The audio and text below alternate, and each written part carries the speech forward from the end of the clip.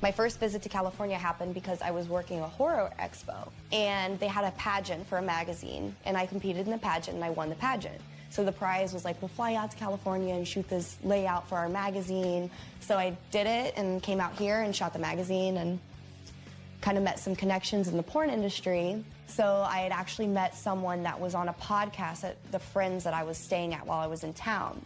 So I went to this person's house and I had one drink. And after that one drink, I remembered nothing. And that was when I shot my first film.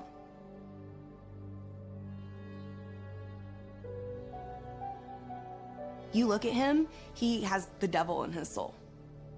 I don't think that about most people. Scary, very scary. But he was the only person that I encountered in the business that was like that. After that, I had the best experiences that I could possibly have. That's not just wrong, that's criminal. And she's telling us this with a face that says she's seen more than just the usual behind the scenes stuff. But wait, there was a lawsuit. Bonnie, or Elena Hicks, filed against Max Hardcore for, among other things, distributing content without her consent. Now, if you think adult film lawsuits are just about who did what on camera, think again. This is about consent, image rights, and some serious emotional distress. Max Hardcore countersued, claiming she agreed to the film. Let's talk about that countersuit. Max Hardcore is like, oh, you think you can just take back your consent?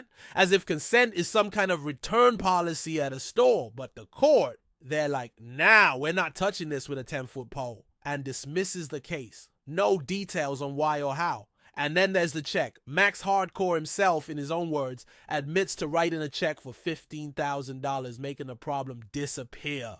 Now, if that isn't the most adult film industry way to solve a legal dispute, I don't know what is. It's like, here, take this and let's pretend this nightmare never happened.